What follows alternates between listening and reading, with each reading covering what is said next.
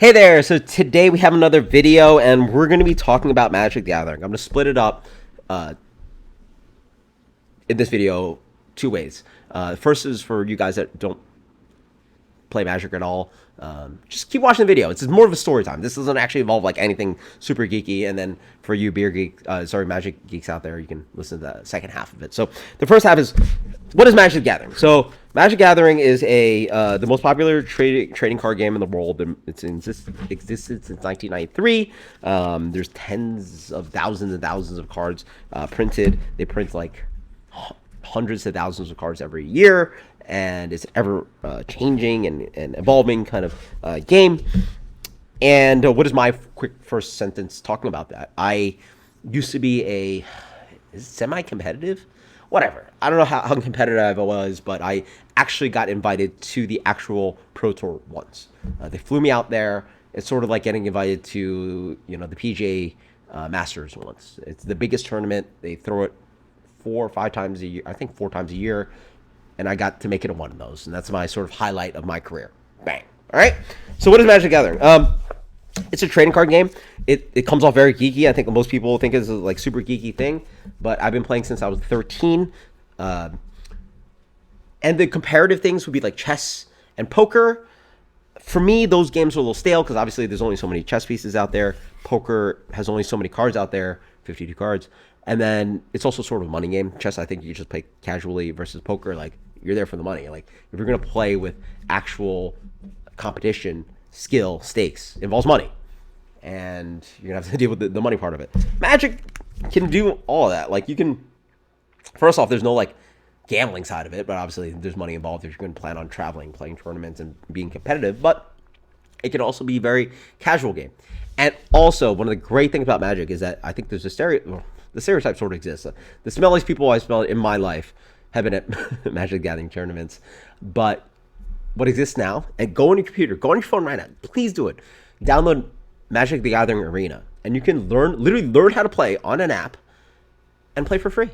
And obviously, if you want to play more and buy cards and do all that cool stuff, I'm going to crack a beer, go ahead. But you don't actually have to do anything. You could just learn to play it, and it could just sit on your computer, and you want to crack it open, decide it's like your solitaire or whatever for the night, go ahead. Actually, in high school, I actually tried bridge for the first time. Bridge is actually really fun. Semi-competitive game like Magic Gathering, that sort of like. But anyway, so yeah. It's sort of like my quick go-to. Like, I'm trying to sell you on this game. It's fun. It evolves. So yeah, how do I sell you on this game? Like thousands of different cards are printed every year, and it makes the game sort of like change. And there's different formats where you can decide to play casual, competitive, old cards, new cards, whatever you want to do. And so I recommend trying it out because I'm a big geek. I assume some guys are big geeks. I'm obviously a beer geek, a nerd. Call me a nerd. I'm a nerd. And this is one of the things I nerd out on. Beer is one of those, and Magic Gathering is one of the things I nerd out on. I decided to pick Magic Gathering instead of poker or chess or something like that. But for you guys out there that are interested in any of those, I recommend it. It's really, there's a lot of bleed over and skills of hell, I was never a sports guy. I'm 5'6". What am I gonna do with myself, right? So this is where I put my capacities of stuff. So this is now for you Magic Gathering people. So what's everyone actually got to talk about Magic? So obviously I have some amount of history. I've been playing since I was 13 and immediately try to get as competitive as I could. So back in the day, they used to have these things called PTQs, Pro Tour qualifiers, and you qualify for the actual Pro Tour, which is the most premier event ever. And they do them 4 times a year. I was in the Northeast. I would travel to Long Island, Manhattan, Pennsylvania, Connecticut, New Jersey, as many as I could. And during my peak, I top 8'd 8 of those, which is pretty good. I did 8 top 8s in arguably one of the most competitive markets in America. And that was pretty good. But, obviously I wasn't a pro player. But eventually I won one of those. And I got to fly out to Pro Tour Paris in 2011. And the cool thing about it was actually really just vacation. I got 3 weeks in Paris when I was like 23 years old, and got to visit museums, eat French baguette, and do all this really, really cool stuff. And it was absolutely amazing. Actually, didn't make day two because I think I went, shoot, I think I went 4-4 instead of 5-3, and I couldn't make day two. But it is what it is. Whatever. I didn't do great, but I tried out and it was okay. And so now at my age of 35, I play arena, and I play limited. I guess I'm just specifically a limited specialist. I've only played limited pretty much for the last like decade or so. I like limited for the fact that it's like singleton obviously. The sets always change, and there's just tons of nuance to it. I listen to all the cool podcasts like Limited Resource LSV, the Soundby podcast, Circuit Fits, blah blah blah. I'm don't tell Wizards, but I have like 3 accounts.